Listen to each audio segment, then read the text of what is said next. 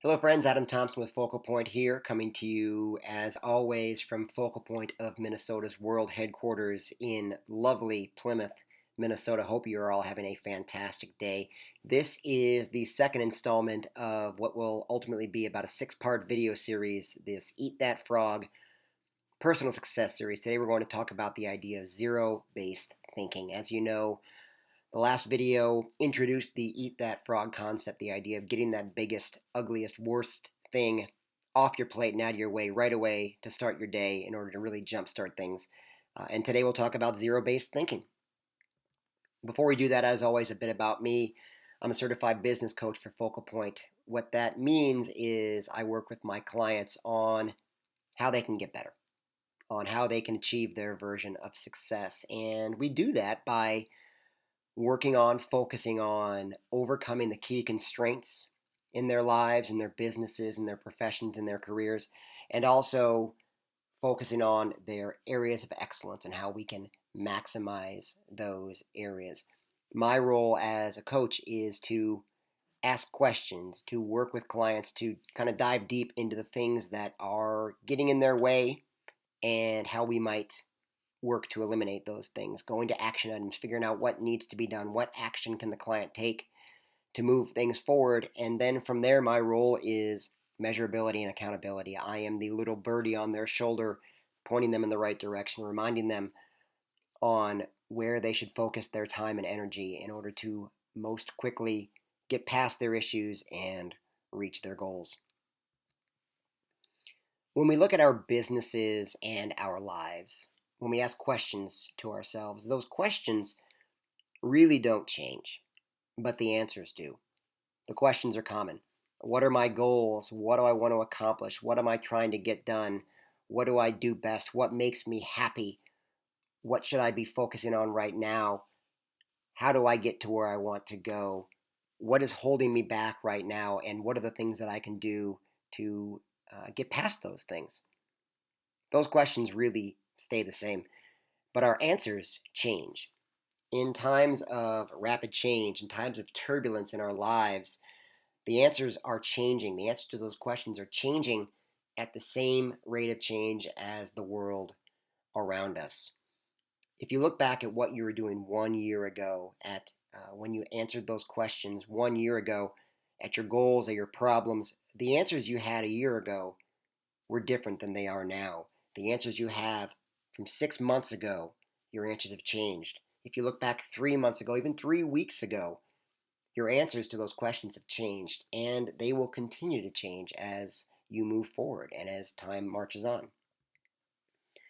Zero based thinking is the practice of constantly evaluating what you do and why you do it in order to make sure that your activities, your actions, your plans are still relevant, important, and key to achieving your goals. Zero based thinking is regularly asking yourself this question: knowing what I know now, would I start this up again today if I had to do it over?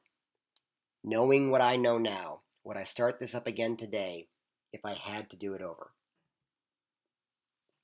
Now, if the answer is yes, congratulations. You have a good process, you have a good thing going. Keep doing it, possibly find ways to duplicate it and replicate it. If the answer is no, it's going to lead to new questions. Questions like, why am I still doing this process? How might I change it? Or do I need to eliminate it altogether?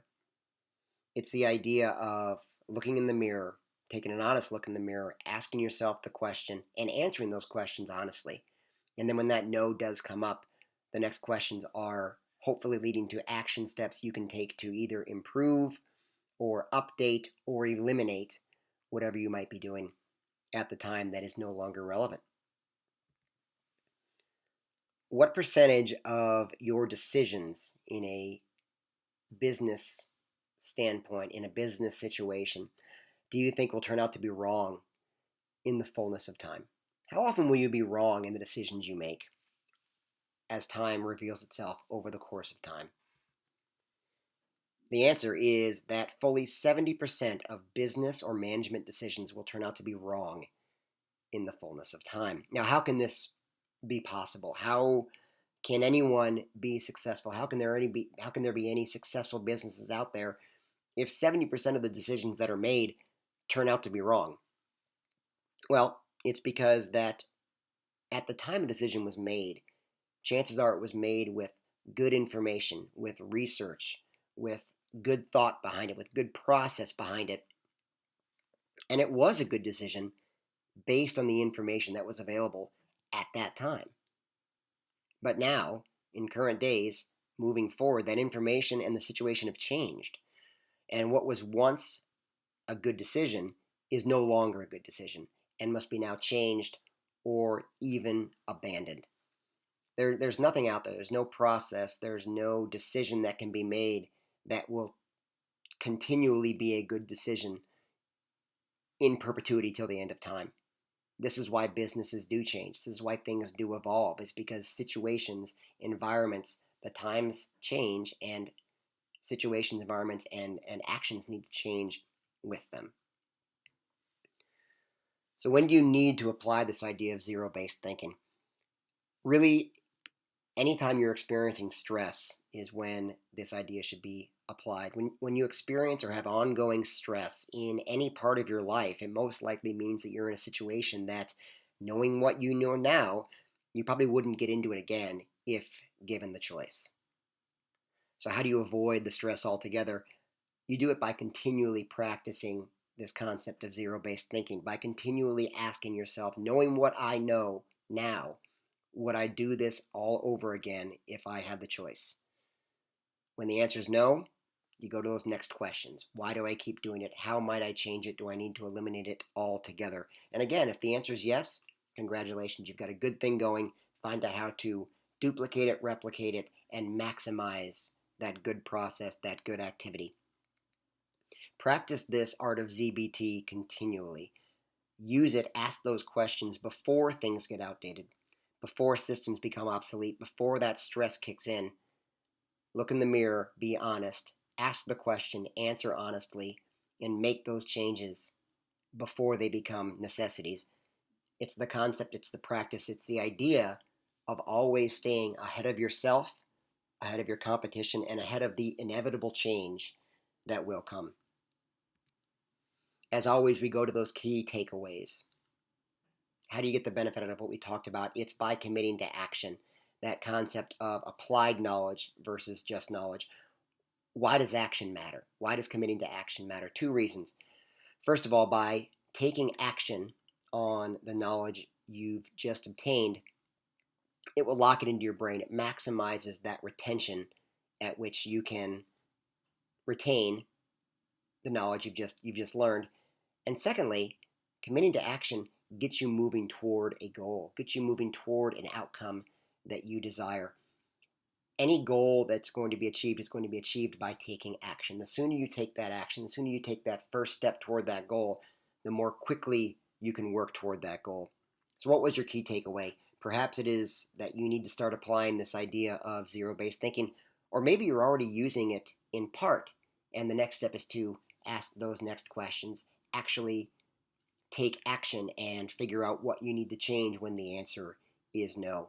Ultimately, it comes down to the application. How will you apply this when this video is done? When you click stop on this video, when you finish writing your comments, when you finish processing what I said, when you shut down the Facebook and get back to work, what's the first thing you will do? How will you apply this action?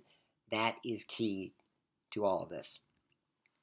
So let me know what you think about this. As a focal point coach, I practice the art of Kaizen, which is the concept of continual and never-ending improvement. I want to get better at this. I have a passion for this. This is my livelihood. This is what gets me out of bed in the morning. This is what I do for a living, and I want to be the best at it.